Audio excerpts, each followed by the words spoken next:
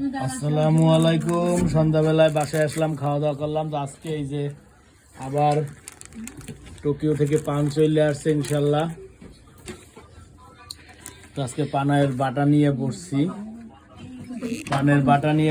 পানের এই যে আমাদের বরিশালে বলে এক বিড়া, এই হলো 140 আর এক বিড়া চলে আসছে। আচ্ছা, এক বিড়ায় কয়টা থাকে পান? বরিশালে থাকে 72। আচ্ছা, এখন এইটা সংরক্ষণের দায়িত্ব হলো হেলেনের।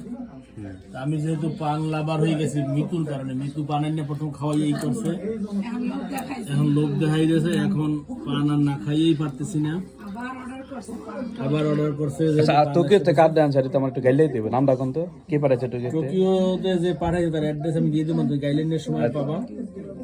ঠিক তুমি আছে, কোনো সমস্যা নাই, পানের লোক তাকে তোমার গালি দেওয়ার জন্য তোমার একটা টাইম দেওয়া হবে, তুমি সেই টাইমে তাকে গালি দিও।